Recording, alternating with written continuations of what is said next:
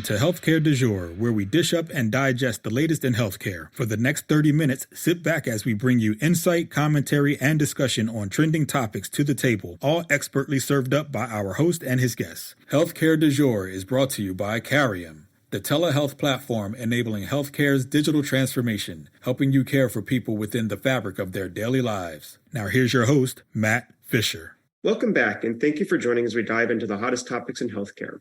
I'm your host, Matt Fisher. On the menu today is Samir Ather, CEO and co-founder at XpertDox, as well as staff physician at the Birmingham VA Medical Center and an associate professor and adjunct faculty member at the University of Alabama, Birmingham. Samir, welcome to the show. Well, thanks for having me here, Matt. So, Samir, what I always like to do before getting into the main part of my discussion is to give my guests a chance to provide more of an introduction in terms of who they are and what they do. So, Samir, the floor is yours. Well, thank you. I'm a cardiologist by training, also a data scientist by training, having done my research in the field of AI and big data in Houston at Baylor College of Medicine. And what I've done with all my roles, whether it's as a clinician, researcher, educator, and now as a co-founder and CEO of XpertDox, is to bring all of those aspects together and to build something beautiful and productive, and that can help the society. So what first made you want to get into healthcare? Well, my first foray into healthcare my first introduction is that both my parents are physicians. And they practice in a very small place. And I could see the kind of change and the respect and everything that they got and they could provide to that small community. And I don't think it ever crossed my mind not to be in healthcare. The only difference is I always wanted to make a bigger change than they were making in the community. So I knew that at some point I would be either in research or in some sort of capacity as an educator to make a bigger difference in healthcare. So is that kind of what drove you to combine both being a practicing physician and then also bring in, I think you mentioned the data analytics component. So I feel like maybe in recent years that's starting to occur more frequently, but it sounds like you're ahead of the curve on that front. Well, thank you. I would give that credit to my mentor. That's a chance meeting in 2006 or 7 with my mentor, Doug Mann at Baylor College of Medicine, who showed me that one day AI and some sort of a big data processing engine or platform would be able to take on all of this variability in decision-making in healthcare. So I'll share with you what his vision was. He said, when a patient comes into the ER at night, many times they're seen by either medical students or first-year fellows or residents, and they have limited training. Let's say it's July and it's the first month of the trainee. And he said, at one day, there could be a platform that can take all the inputs of the patient's condition and the labs and guide that student or the resident or the fellow towards the appropriate medical decision making, whether it's which labs should be sent out, which imaging should be sent out, or what could be the right management protocol. But again, as a fundamental aspect, that's what many of the AI companies or data companies are doing, is to be able to guide healthcare providers and bring some sort of a homogeneity or standardizing the care that will be provided to the patients. So and that's a good point. That, as you said, a lot of companies out there are kind of talking in that direction. So in your view, where do we stand in reality in terms of the capabilities of the technology that's currently available? I do believe we are on a cusp of a very big change. Many industries have embraced big data and AI. Of course, we all know about social media, right? So everybody on social media, all these platforms are using a lot of big data processing to crunch numbers. Healthcare has not been on the forefront of innovation. So I do think that healthcare is on the cusp of big innovation. A lot of changes that are happening are fragmented, very narrow in scope, and addressing one specific problem at a time. And I believe that is the right approach. You solve small problems, you do it successfully, and then you expand the scope to take it further till a point comes where you could have a more generalized solutions for everything. And kind of as you said, and I think it's been said in a lot of places, that healthcare has been slow to change and, arguably slow or deliberate in adoption of technology. Do you see particular reasons for that? And, are there also shifting attitudes of better understanding and recognizing the power and impact of technology? Matt, I do think there are some inherent reasons why healthcare has not been on the forefront. If you look at the amount of spending or what's at stake in healthcare, it's quite huge. Second, we deal with patient data and the privacy issues come in. The security comes in. Vulnerability to any outside malware attacks and other issues comes in. For many reasons, healthcare has remained not been in the forefront. One other reason, which is specific to healthcare, is healthcare has also always been very fragmented. We know that insurance companies and payers are very state specific. There are many payers. Even within payers, there are many layers and many different types of insurance companies. The hospital systems, they use different EHRs, which stand for Electronic Health Record System, which have been introduced and are used to keeping records of patient data. They're all different. They don't talk to each other. So it's a very fragmented system. And that's one last reason why it has been difficult to innovate. Any one solution cannot be generalized and applied to all health systems or all insurance companies or all EHRs because all of them are separate. And given that fragmentation, are you starting to see any change on that front? Is there any standardization that's occurring or that you could see coming down the road? I think that's a dream that's still to be realized. I believe we have been dreaming of that day for the last 10 years. I think there have been some baby steps taken in that direction, but it still hasn't happened yet. So given that hasn't happened yet, how are you able to overcome some of those challenges, and how are you able to ingest or work with data, as you said, from all those different fragmented sources and be able to provide or create a solution that actually does have broader applicability? So, Matt, I believe more than building a very intelligent neural network or decision tree, our strength lies in connecting those databases or creating a word that we use called meta-thesaurus. From the very beginning, our foray into when we build a platform was to help patients with rare diseases, to enable them to find the appropriate physician that can help them in getting the right care.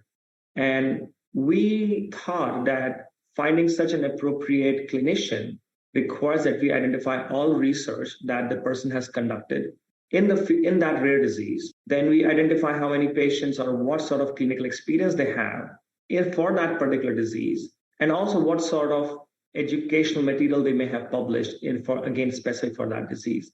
Now, you see, we already thought that we were going to be processing data in multiple different fields. Published research resides on PubMed, which uses a completely different terminology. They don't use, so we use a terminology for physicians called NPI numbers. In research, there is no NPI number. There's some numbers that we have started using in recent days to identify authors. But if you have a common name, even if it's Matt Fisher, you could find 20 Matt Fishers out there. So there was no way to attribute. So we had to process the data and use a lot of intelligence identifying who the physician is by looking at where the paper was being published from, what were the affiliated universities or hospitals, who were the co-authors. We published 27 million such research papers and tried to standardize some of that data. Then we looked at the Medicare data we applied and we got access and we processed data on approximately 50 to 60 million patients over many years to identify which disease is a particular physician treating. But again, the terminology being used and the standard being used is different. At the time, it was ICD-9. Now it's ICD-10. Sometimes we use SNOMED for many codes. So that's very different. Even on the research side, the diseases are coded as something called a mesh term, which is completely different from ICD-9, ICD-10, and SNOMED.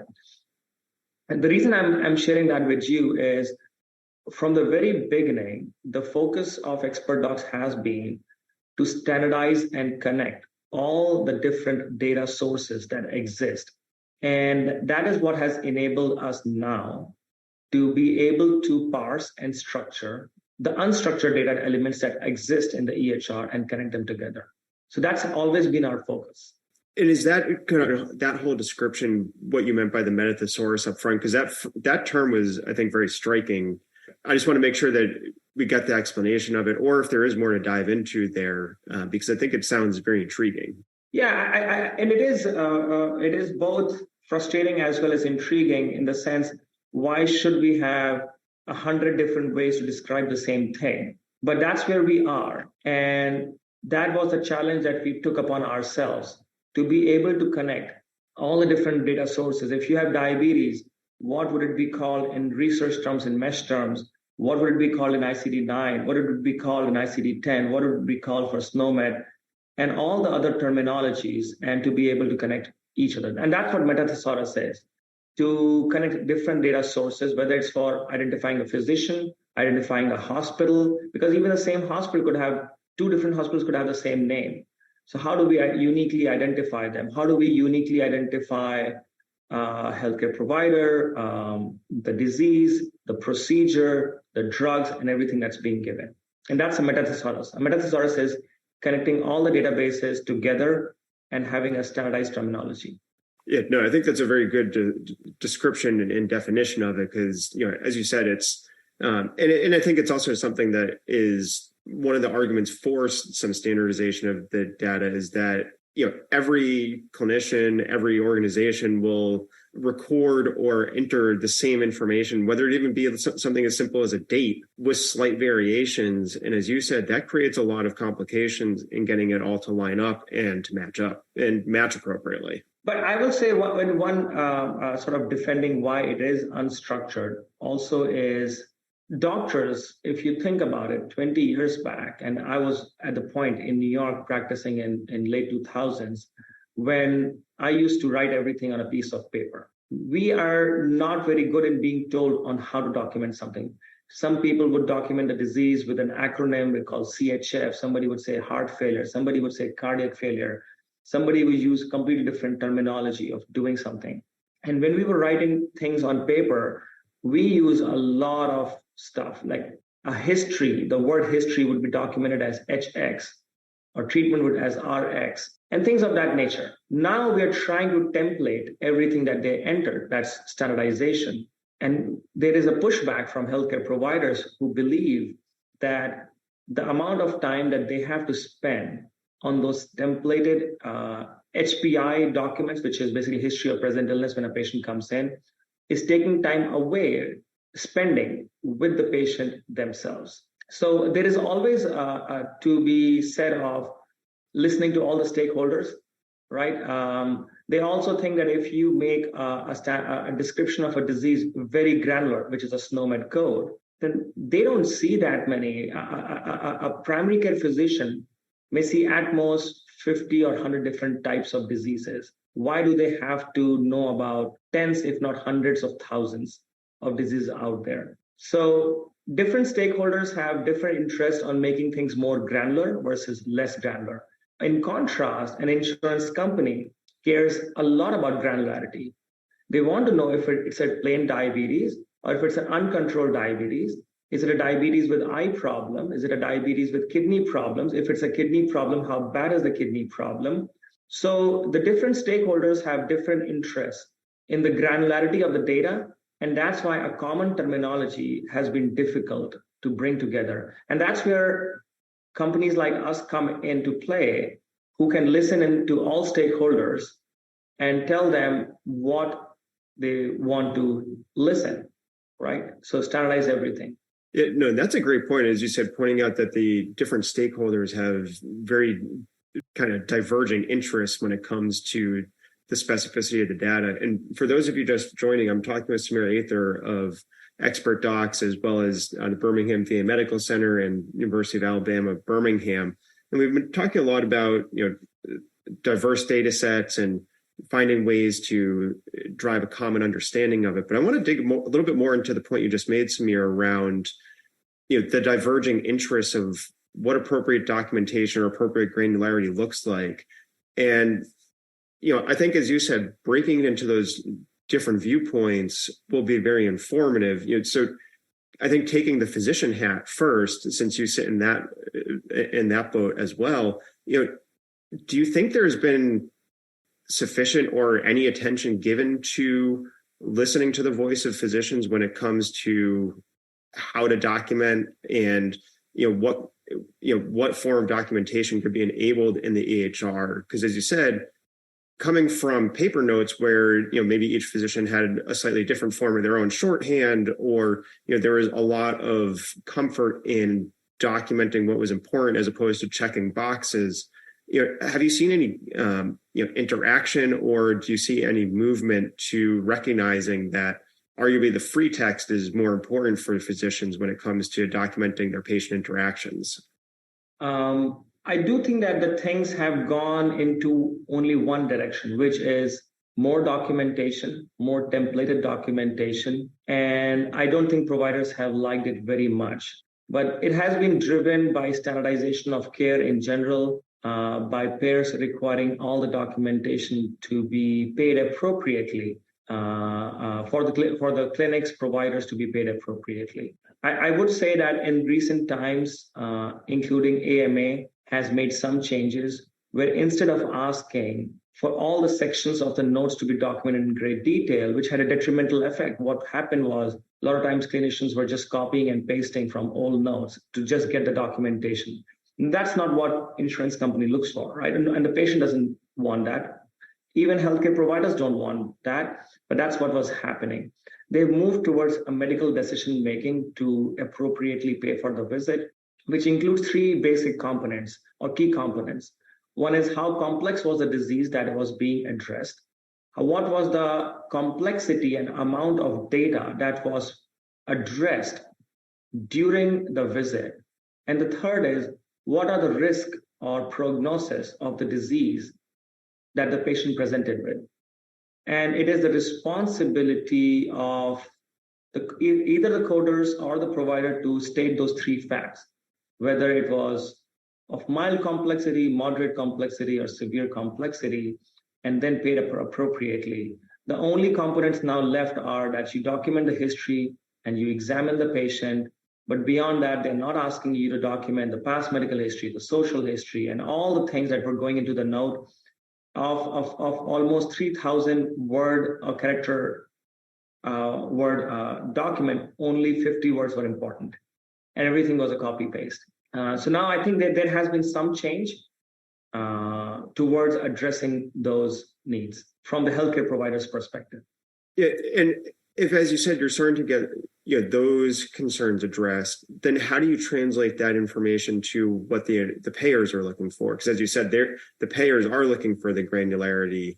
I think as you were suggesting, for risk stratification, or assessing what level, what's the most appropriate level to assign to the interaction between the physician and the patient. That exactly. So I think that's where XpertDox's current product, Expert Coding, that's what we are addressing. What has been published many a times that when it comes to, so let me introduce what's level of billing. A level of billing is what you are telling the insurance company was the complexity of the visit and how much should a physician be paid for that particular visit.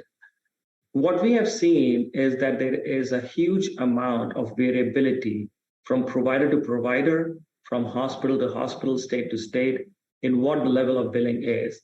And different studies have shown that even 30 to 40% of what is being submitted to insurance companies is erroneous. Not saying it was being overbilled or underbilled. It's just, it is difficult or asking a provider that after the visit that they should go ahead and address all these points, which is how complex the disease was or how much data was addressed during the visit and what's the risk, is a big ask. It takes time away. So people try to be very quick, and then again, it becomes very subjective. As soon as you bring subjectivity into something, then two different physicians may think differently, two different hospitals may think differently, and even by region, things may differ. And that's a big problem. So how do you solve for that problem then? So from where we were, Matt, we were in the space of clinical trials, clinical research, and rare disease space. We identified this problem 1.5 years back, and we thought if we are able to read unstructured data in clinical research, why can't we do this to address the 3 different points that are being asked here and also identify the procedures? And so what we do is our platform gets all the information from the EHR that is required to appropriately bill for a particular visit. It addresses the need, what is the complexity of the data? So we have complexity of more than 100,000 terms that have been built out by our system. It looks at all of the data that is being analyzed, whether who provided the history, or did the physician talk to external providers, or did he or she reviewed notes from outside, were labs ordered, were imaging ordered. So all of the data is analyzed by the platform. And also, what is the risk of outcomes? What was done for the patient? Did the patient required to be counseled for a surgical procedure? Was the patient sent to the ER? And this platform does it all automatically based on all the vast amount of data that we have accumulated over the last many years. And what we bring to the table is, first of all, we save providers time. So they don't have to worry about doing this after the visit. We do bring standardization into the picture because 2 different physicians, 2 different hospitals, they can't be doing different things. The platform is the same. We don't customize or we don't change how it analyzes data for 2 different people. So it brings standardization. That is good for the insurance companies because they're getting standardized data across the board. The platform is so fast that previously it used to take 7 to 10 days to submit a claim. That's how much time it used to take. Think about it. When a patient comes into the clinic or a hospital, the hospitals are already paid for those services. And it takes them weeks to get paid back. And somebody has to foot the bill. In the end, it's us, it's the patients that actually have to foot the bill. But it takes time. So the platform is able to do so within a day. So it brings standardization. Even if you have been reading the news lately, Matt, so many hospitals have been under, right? They have had a pretty big loss in last 2022. Hospitals are closing. And by making it efficient and by saving cost for them, it actually helps everybody in healthcare. I think that's where XpertDox comes into play, is bringing standardization, efficiency to this particular problem. So is it fair to say that the standardization that you're referencing, though, it's layering a standardization on top of the recognition that there will be some uniqueness or variation on the bottom level documentation? Because I think that goes back to the point you're making earlier that each physician will treat it slightly differently, even if the end result might be the same across different physicians. But allowing that to continue, but then layering standardization on top of it, so that way you're not arguably interfering with how the physician wants to be able to practice. Absolutely correct, Matt. There are 2 aspects to it. One is allowing the physicians, not asking them to use a templated document, have them document things the way they want to document. They can make spelling mistakes, they can use acronyms, they can use shorthands. The platform is able to accommodate for all of that. Actually, we ask any of our clinics or hospitals we work with, do not ask the providers to change anything. Let them do whatever they're doing, let them write whatever it is. The system will learn pretty fast. We are able to learn everything in 2 to 3 weeks of what a provider is, how the provider is documenting something. So don't ask them to change anything. Changing workflow is a difficult thing, especially for healthcare providers who have been doing something for a long time. They have other things to worry about. Asking them to change a workflow is not something that we ask for. The second aspect of this is a clinical documentation initiative. We do give feedback that, you documented the procedure, but was inadequate. You did not fully document the procedure. We will not submit this visit to the insurance company. It will go back to you to make sure that you document it correctly. So both the clinical documentation initiative to make sure that they do not miss out on being paid for something. Because if we go ahead and submit, at the end, insurance company may just come back and say, well, you did not document it properly, and so we would skip paying you for that. Before that happens, we are a check and a balance and saying there was an incomplete documentation. please fix it. Yeah, no, and that certainly makes sense because, as you said, it's, you want to make sure that things are fully and accurately documented to ensure that one, that actually happened, but then, I think, as you said, to be able to submit an accurate claim, and arguably that also helps the carrying forward of care, because then if you've got all the information there, you don't forget something the next time you see the patient. But Samir, believe it or not, we're already almost out of time. So I'm going to close with a final question, which is, kind of building off of everything that we've been talking about today. What has you most excited about the future of healthcare? I do believe the interoperability, which was promised to us many years back, is something that I'm very excited about. I'm very excited about patients being empowered to have their data, use their data in a way that they believe is good for them. Those are a couple of things that I'm very excited about. Interoperability, maybe it will be driven by a company like ours or somebody else, but that is something that I believe, would change healthcare. When patients can travel from one house or change their providers or hospitals or move from one state to another state and not have to carry a whole binder of all the records or miss having those. If they're in an accident in some other place and they still have access to all the records, is something that I'll be very excited to see in future. No, and I think something very optimistic to look forward to. But as I said, believe it or not, we are already out of time. I want to thank my guest, Samir Ather, for a great conversation today. Thank you very much, Matt, for having me here. Thank you. And thank you to everyone listening. Keep the dialogue going and connect with me at #HCDEJURE. I'm Matt Fisher. Until next time.